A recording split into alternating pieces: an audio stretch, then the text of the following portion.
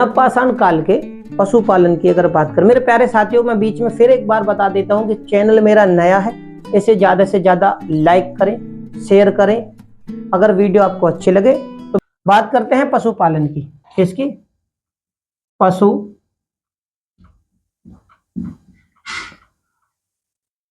नवपाषाण काल का जो मानव था उसने, भाई ये जो समय क्या था, कृषि और पशुपालक, ठीक है ना, पशुपालन सीख लिया।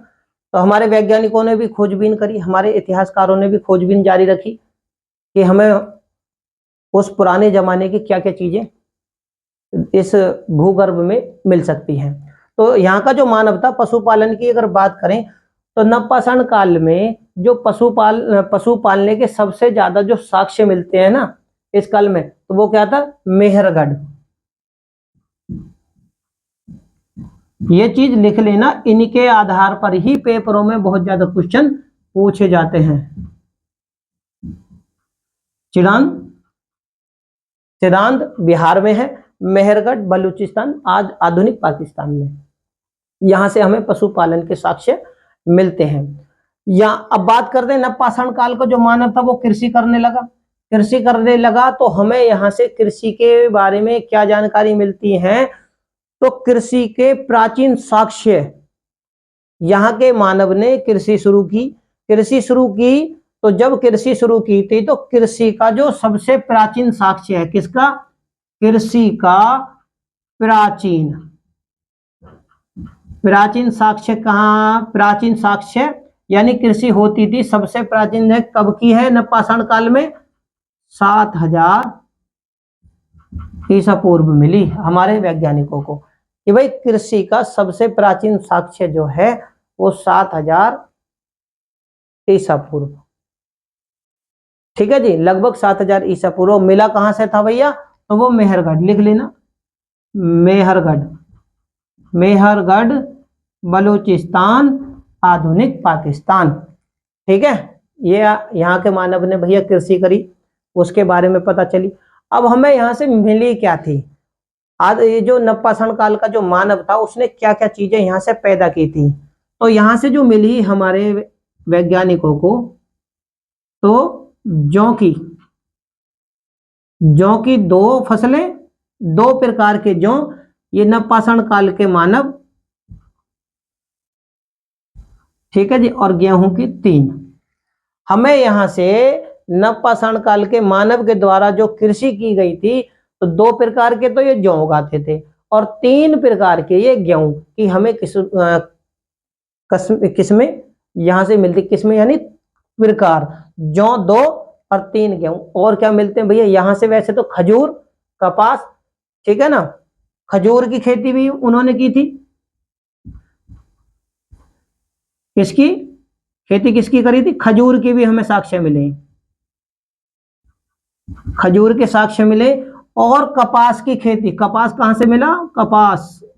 कपास भी हमें कहां से मिलता है? तो ये सारी चीजें कहां से मिलती है? मेहरगढ़ से। तो ये चीज नोट कर लेना, मेहरगढ़ से हमें क्या कहते हैं? ये जो कपास के चिन्ह मिले, ये विश्व में, याद रखना, विश्व में सबसे प्राचीन क्या है? विश्व में प्राचीन, तो मैं एरो का निशान लगा देता हूं, पढ़ लेना कपास। तो ये चीज आप नोट कर लेना, ठीक है जी। और कहां से मिली है? तो मेहरगढ़ ने। नवपाषाण का जो मानव था वो जौ भी उगाता था, गेहूं भी उगाता था, खजूर की भी खेती करता था और कपास भी वो उगाता था। ये सारे जो हमें साक्ष्य मिले वो मेहरगढ़ बलूचिस्तान पाकिस्तान के समय के मिलते हैं।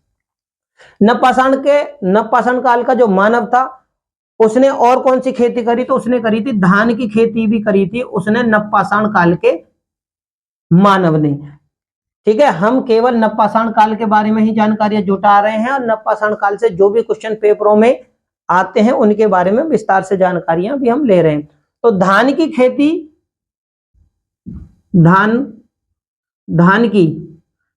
की खेती भी नवपाषाण काल के मानव ने की थी। इसकी? धान की। ये चीज आप नोट कर लेना, धान की खेती का सबसे प्राचीन साक्ष्य कहां से मिला? नवपाषाण काल से। और ये भैया धान की खेती का जो क्षेत्र है, अब उसकी बात करते हैं। तो ये जो नवपाषाण काल का मानव था कहां पैदा? तो लूरा देव, कहां से? लूरा देव से हमें नवपाषाण काल के धान की खेती के भी साक्ष्य मिलते हैं। लूरा देव को क्या कहते हैं? संत कबीर नगर, ठीक है जी, संत कबीर नगर के नाम से भी जाना जाता है, ठीक है। ये दोनों चीज आप लिख लेना। तो नवपाषाण काल का मानव जो था वो धान की खेती भी करता था, ठीक है। अब धान की खेती हमें पता चली, नवपाषाण काल का मानव जो था धान की खेती करता था। कौन सा क्षेत्र था? तो लूरा देव। कहां पर था? संत कबीर नगर। अब ये धान की खेती का जो वैज्ञानिकों ने खोजबीन करी, यानी इतिहासकार, पुरातत्व विभाग के वैज्ञानिकों ने जो खोज की, भाई कितनी पुरानी ये साक्ष्य है। तो ये जो लगभग साक्ष्य है धान की खेती का, जो सबसे पुराना साक्ष्य है वो 8000 ईसा पूर्व का। कौन सा? धान की खेती का जो साक्ष्य मिला, वो जो खेती इन्होंने की थी, तो दुनिया में सबसे पुराना 8000 ईसा पूर्व। आदि ये जो नवपाषाण काल का मानव था, इसके बाद में, क्योंकि हम अब कृषि की जानकारियां जुटा रहे हैं कि भाई कृषि की साक्ष्य हमें कहां कहां से मिले, तो इसके बाद में नवपाषाण काल के मानव ने क्या करा था कि जंगली खेती के साथ साथ इसने कृषि दोनों प्रकार की ही खेती की थी। और उन खेतियों में जब भाई धान की खेती कर सकता है, तो धान के बाद में चावल, यानी धान कुटने के बाद में क्या बनता है? तो चावल बनता है। तो चावल बनते हैं, तो ये चावल हमें कहां से मिलते हैं? चावल के साक्ष्य भी हमें कहां से मिले? नवपाषाण काल से। तो धान की खेती के साक्ष्य 8000 ईसा पूर्व के हैं। और ये जो मानव, ये जो नवपाषाण काल का मानव था ना, ये दो प्रकार के धान की खेती करता था, यानी चावलों की खेती। एक तो वन्य चावल और एक कृषि। कृषि तो वो अपने आप ही करता था, कृषि वो अपने आप करता था, अपने आप पैदावार। और वन्य जो जंगलों में चावल होते थे उसके साक्ष्य मिले हैं। तो मिले कहां से हैं? चावल के साक्ष्य। ये याद रखना, धान वो है जो कि बिना चावलों के कुटे हुए होते हैं, वो धान होते हैं। और चावल वो होते हैं जो धान को कूटने के बाद निकाले जाते हैं, वो चावल होते हैं। तो वन्य और कृषि, ठीक है ना, दोनों प्रकार के वन्य और कृषि दोनों प्रकार के चावल के साक्ष्य हैं। लिख लेना, चावल के साक्ष्य हमें कहां से मिलते हैं?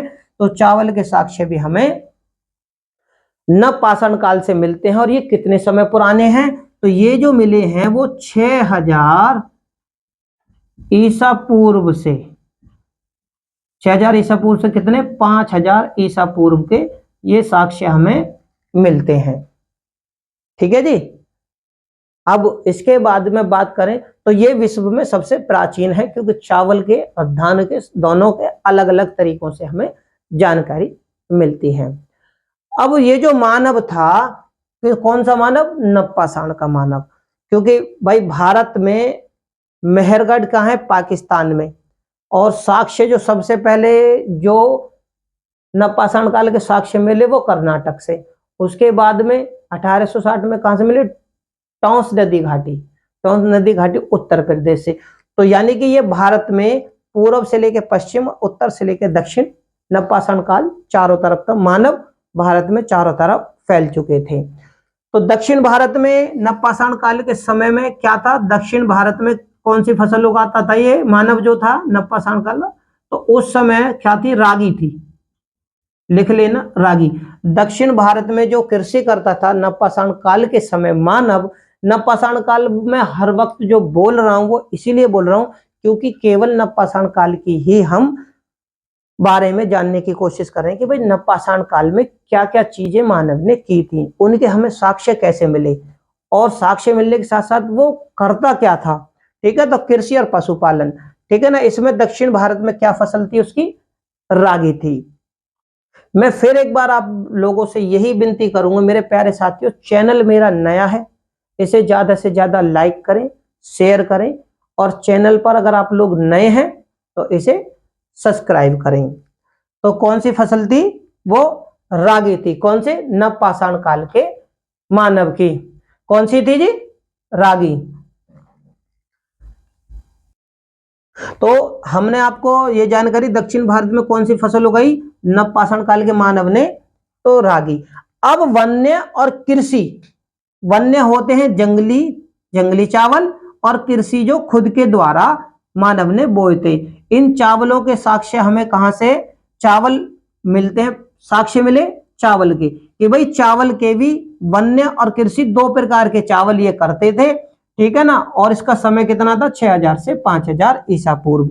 लेकिन मिला कहां था, तो ये वन्य और कृषि जो था वो वेलन घाटी से मिला। वेलन घाटी में एक स्थान पड़ता है,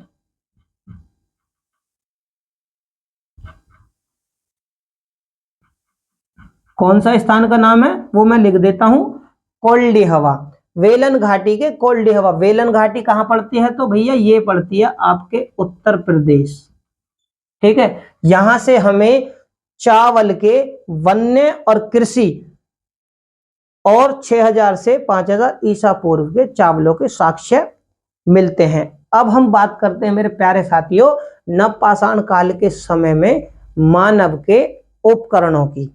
भाई मानव के जो उपकरण थे, उपकरणों के आधार पर हम नवपाषाण काल के मानव के उपकरणों को 7 भागों में बांटेंगे। क्यों बांटेंगे, क्योंकि पूर्व से पश्चिम और उत्तर से दक्षिण। नवपाषाण काल के समय मानव जो था, जो भारत में रहता था, तो वो कौन कौन से किस प्रकार के हथियारों का प्रयोग यानी औजारों का प्रयोग करता था, उसके बारे में हम अब जानेंगे। मेरे प्यारे साथियों मैं फिर यही बात दोहराऊंगा, चैनल मेरा नया है, इसे ज्यादा से ज्यादा लाइक करें, शेयर करें। चैनल पर अगर आप लोग नए हैं तो इसे सब्सक्राइब करें।